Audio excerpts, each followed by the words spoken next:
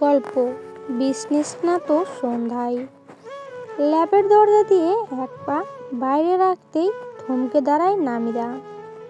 একটা ক্ষুরধার দৃষ্টি তার ওদিকে চেয়ে আছে এক দৃষ্টি। পা জোড়া যেন ভারী হয়ে উঠল, নাকি শেকড় গেড়ে গেল। এই নিয়ে তিনবার তীক্ষ্ণ দৃষ্টির উদ্গিরিত তীর বৃষ্টিতে ক্ষতবিক্ষত হলো নামিরা। মানুষটার সমস্ত ব্যক্তিত্বে দাম্ভিকতার ছাপ সুস্পষ্ট। আবাসে লেবাসে পরিপাট্যের ছোঁয়া। ব্ল্যাক কালারের প্যান্টের সাথে ইন করা অ্যাশ কালারের ফুল হাতা শার্ট, হাতা দুটো ফোল্ড করা কনুই অবধি। পরিপাটি বেশভূষায় এক দাপটে সুপুরুষ। বাম হাতে কফি কালারের লেদারের ফিতা বিশিষ্ট বড় ডায়ালের ঘড়ি, আর ওই রাগী এক পলক দৃষ্টি।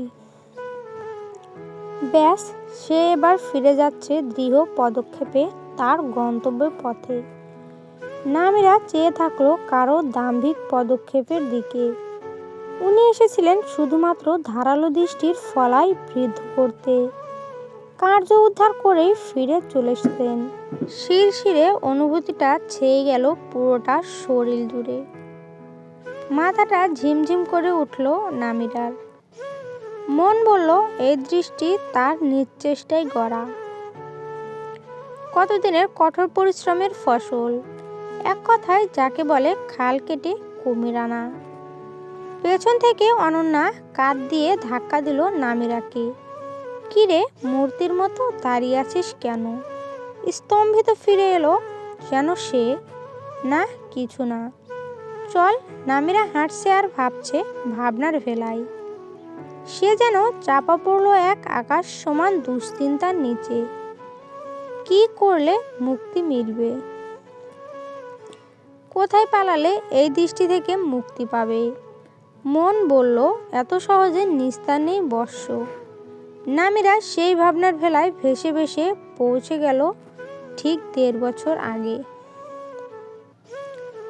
ফেসবুকে তখন টুকটাক লেখা শুরু করছে ছদ্মনামে, নিজ আইডেন্টিটি হাইড করে। তখন একটা নতুন গল্পের নায়কের নাম কি দিবে এটা ঠিক করতে পারছিল না। যেখানেই যাচ্ছিল নাম খুঁজে চলছিল মন। একদিন ক্যাম্পাসে নাম খুঁজে চলা সেই জহুরির দৃষ্টি গিয়ে থমকায় একটা আবদ্ধ কেবিনের নেম প্লেটে। ল্যাব থেকে বামে গেলে লম্বা একটা করিডর।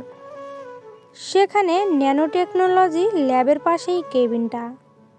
অবশ্য কোনো স্যারের, তবে সেটা নামিরার ডিপার্টমেন্টের নয়।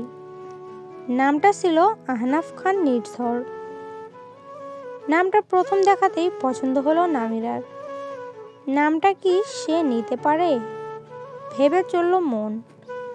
বেশ কিছুক্ষণ দেখলো, কিন্তু দুর্ভাগ্যবশত নাকি সৌভাগ্যবশত ওই কেবিনের দরজায় কেউ কোনোদিন খোলেনি। রোজ রোজই বন্ধ থাকে, তাই স্বভাবতই সে সিদ্ধান্তে উপনীত হলো স্যার অবশ্যই স্টাডি ব্রেকে অ্যাব্রোড আসেন পিএইচডি অথবা পোস্ট-ডকের জন্য। স্যারের নামটা নিবে কিনা এই সিদ্ধান্তহীনতায় ভুগল প্রায় 1 সপ্তাহ। সেই 1 সপ্তাহ ফেসবুকে অনবরত সার্চ করতে থাকলো স্যারের ফেসবুক আইডি, খুঁজে পাওয়া যায় কিনা। কিন্তু স্যারের পুরো নামটা দিয়ে যেসব আইডি শো করলো সেগুলো স্যারের কোয়ালিফিকেশনের সাথে মিলল না। নাম ছোট করেও সার্চ দিল, সব রকমভাবে চেষ্টা করলো, বারবার ওই আইডিটা খুঁজে পেতে ব্যর্থ হলো। 1 সপ্তাহ ধরে এতটা খোঁজাখুঁজির পর যখন স্যারকে পেল না, তখন সিদ্ধান্ত নিল এই নামটাই ফাইনাল। গল্পের থিমে স্যারকে স্যার হিসেবেই রাখলো, শুধু ডিপার্টমেন্ট আর ভার্সিটির নাম চেঞ্জ করলো। স্যারকে সাজালো কল্পনার জগতে মনের মাধুরী মিশিয়ে। সে কিন্তু সত্যি কখনো নির্ঝর স্যারকে বাস্তবে দেখেনি। কিন্তু বাস্তব আর কল্পনা যে মিলে যাবে সে কথা কি সে একবারও জানলো? দিন কাটতে লাগলো। সৌভাগ্যক্রমে গল্পটা হাইপে উঠে গেল। সবাই এই নবীন লেকচারকে সাদরে সম্ভাষণ জানালো।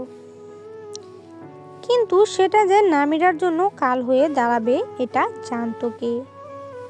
হঠাৎ 1 বছরের মাথায় গল্প যখন প্রায় শেষ, ঠিক সেই মুহূর্তে একদিন গল্পের 81তম পর্বের নিচে দৃষ্টি আটকে গেল একটা কমেন্টে। চমকে গেল তার লেখিকার সত্তা। কেউ একজন স্যারের পরিচিত মেবি কিংবা বন্ধু স্যারকে মেনশন দিয়ে কমেন্ট করেছে, আনাফ নির্জহর, ইট ইজ ইউ। কমেন্টটা দেখেই গা ঝাড়া দিয়ে উঠল নামিরা। শরীরের সকল পশম কাটা দিয়ে উঠল। কি সর্বনাশ! প্রায় সাথে সাথেই গেল মেনশন করা আইডিতে। আইডিটা দেখে তো নামিরার অবস্থা, ও মাই গড! আইডিতে জল করে শো করছে, Anaf Nirjhar, graduate assistant at university of Arkansas, North Carolina. প্রোফাইলে ঝুলে আছে মারাত্মক সুদর্শন এক সুপুরুষের ছবি। উনি কফি হাতে কোনো রুফটপ রেস্টুরেন্টের রেলিংয়ে হেলান দিয়ে, আর গাম্ভীর্য মাখা দৃষ্টি যেন ওই দিকেই সরাসরি। চশমা আটা চোখের দৃষ্টিতে ঘোর। নামিরা চেয়ে থাকে অপলক। ওর গল্পের নায়কের মতোই কি করে মিলল? নামিরা খুঁটিয়ে খুঁটিয়ে দেখল। এবার তো স্যার ভাববে তাকে দেখেই গল্প লিখেছে। অথচ সত্যিটা কেউ কি মানবে?